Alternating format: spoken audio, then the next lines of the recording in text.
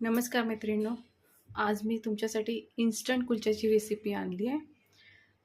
आपण घरी आता पनीरची किंवा ग्रेव्हीची भाजी करतो किंवा छोले करतो. त्याच्यासोबत कधी कधी पुरी खायची इच्छा नाही होत, तर मग आपण कुलचा हा करून बघूया. इन्स्टंट कुलच्याला काय काय लागते सांगते. या वाटीने 3 कप मैदा घेतला आहे मी. 3 कप मैद्याचं प्रमाण तुम्हाला सांगते. 4 टेबलस्पून मिल्क पावडर, नेस्लेचं मिल्क पावडर आहे. चवीपुरता मीठ, 4 टेबलस्पून रिफाइंड ऑइल आणि 2 चम्मच पिठी साखर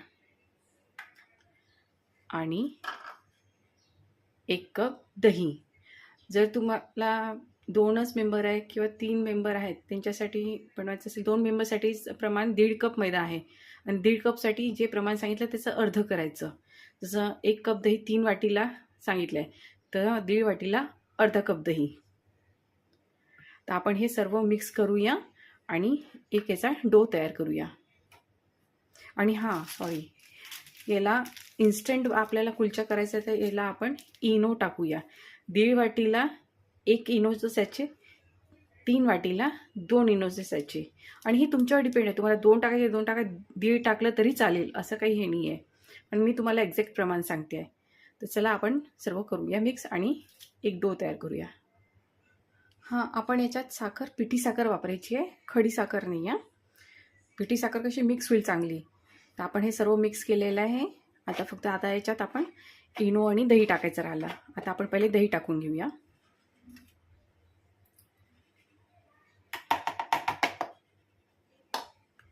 आणि हे चांगले मिक्स करू.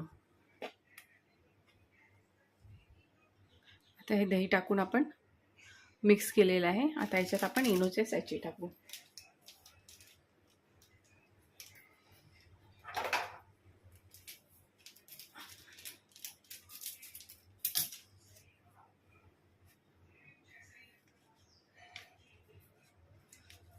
इनो सॅचे यांनी कसं आपले जे कुलचे आहेत ना एकदम फुग्यासारखे असे फुलून येतील आणि तुम्ही पण खुश आणि तुमच्या घरचे पण खुश खाऊन. तुमच्यासमोरच टाकते मी 2 सॅचे टाकले आता. आणि याच्यावरती थोडं आपण ॲक्टिवेट व्हायला दूध टाकूया.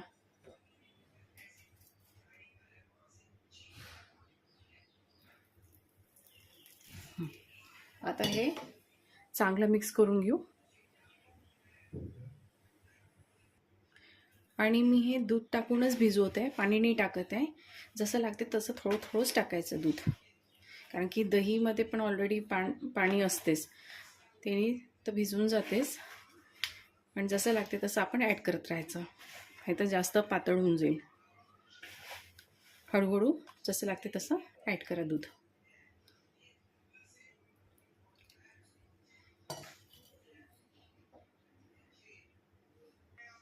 बघा झालं भिजून. आता आपण याला तेल लावून थोडं मळून घेऊया.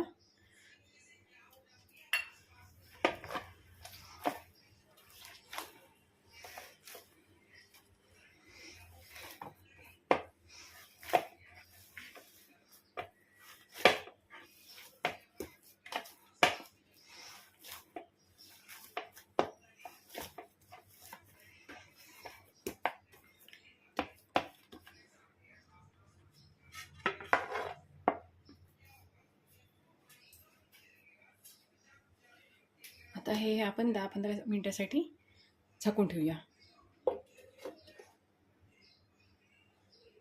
हे बघा, आता आपला कुलच्याचा आटा चांगला फुलला आहे.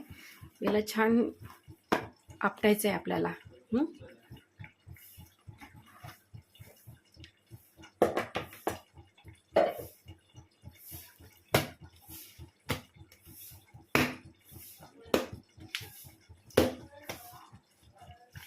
याला लवचिकता आली पाहिजे. या आट्याला चांगला चोपडा करायचा आहे. नाही आपू शकत तर तुम्ही बत्ता असेल ना, बत्त्याने हे करायचं.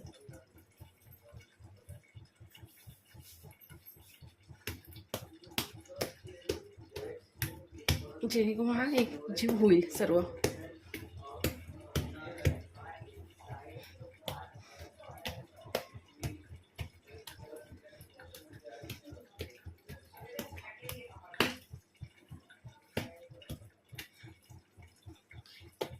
चांगलं मिसळून घ्यायचं. बघा चांगलं हे करून घेतलं आहे. आता तेल लावून थोडं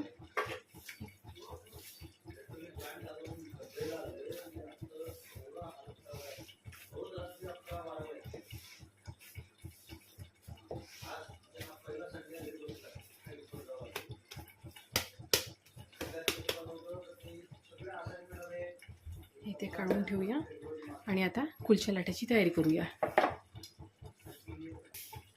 चला आता आपण गोळा तयार करूया.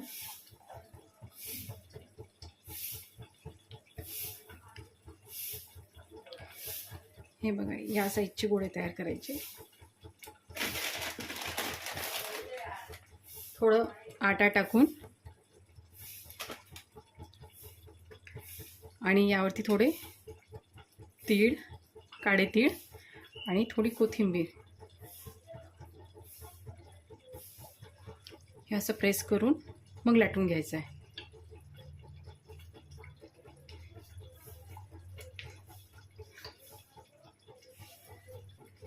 तुम्हाला साईज ओव्हल पाहिजे ओव्हल करू शकता, गोल पाहिजे गोल करू शकता. मी ओव्हल करते.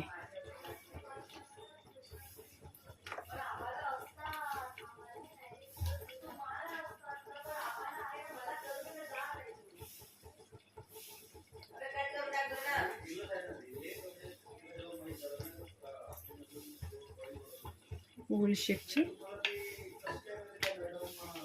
असे कुलचे तुम्ही लाटून पण ठेवू शकता आणि अर्धवट शेकून घ्यायचे. टाकू ते आता कसे शेकायचे.